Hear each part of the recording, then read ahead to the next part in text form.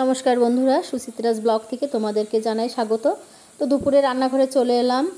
রান্না করছি পুঁটি মাছ, আর কড়াইয়ে তেলটা দিয়ে দিয়েছি। মাছটা এখন ভেজে নেব। আর রান্না করছি পুঁটি মাছটা আমি আলু বেগুন দিয়ে, আর গাছ থেকে দেখে একটা ধুন্দল তুলে এনেছিলাম, তোমাদের দেখিয়েছি। সেই ধুন্দলটা এই তরকারিতে কেটে দেব। তো মাছটা ভেজে নিচ্ছি, সঙ্গে একটু জিরে ভেজে নিলাম। মাছটা ভেজে তুলে রেখে কড়াই আবার তেল দিয়ে দিলাম। এখন মাছের তরকারিটা তুলে দেব। তেলে দিয়ে দিচ্ছি জিরে ফোড়ন, এবার পেঁয়াজ কাঁচামরিচটা দিয়ে দেব।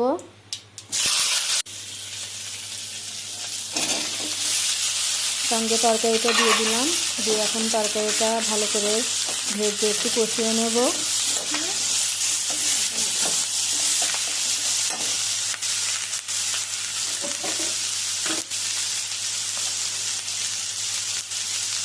পুঁটি মাছের তরকারিটা আলু বেগুন দিয়ে বেশি ভালো লাগে, আর শীতের সিজনে আলু বেগুন মূলা দিয়ে হলে আরও বেশি ভালো লাগে।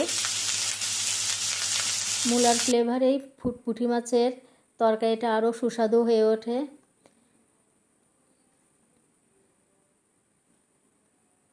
তো হলুদ লবণটা দিয়ে দিলাম তরকারিতে, একটু ভালোভাবে নেড়ে চেড়ে কষিয়ে জল দিয়ে দেব আমি তরকারিতে।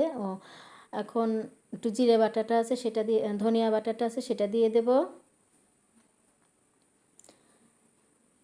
কষিয়ে নিয়ে এখন একটু জল দিয়ে দিলাম তরকারিতে, অল্প পরিমাণে জল দিয়েছি, বেশি ঝোল করব না।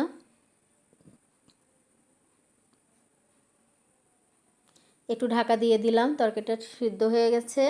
তো এখন জিরে বাটাটা দিয়ে নামিয়ে নেব তরকারিটা।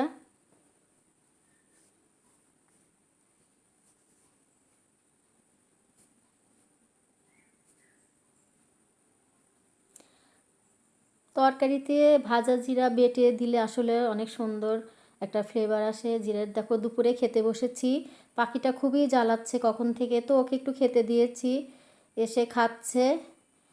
আমরা খাবার না দিলেও আসলে ওরা পাবে কোথায়, খুবই জ্বালাচ্ছে। আর এখানে টেবিলে খাবার দাবার থাকে বলে খুবই জ্বালাতন করে, জানালাটা আটকে রাখতে হয়, বারবার আসছে যাচ্ছে।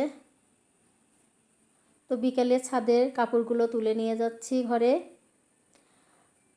আকাশটা দেখো, পাখি উঠছে, আস্তে আস্তে সন্ধ্যা হয়ে আসছে। তো বন্ধুরা, ভিডিওটা তোমাদের কেমন লেগেছে অবশ্যই কমেন্ট করে জানাবে। চ্যানেলে নতুন হলে প্লিজ সাবস্ক্রাইব করে দিও, ভালো লাগলে একটা লাইক দিয়ে দিও। পরবর্তী ভিডিও দেখার জন্য আমার চ্যানেলের পাশে থেকো, সুস্থ থেকো, ভালো থেকো।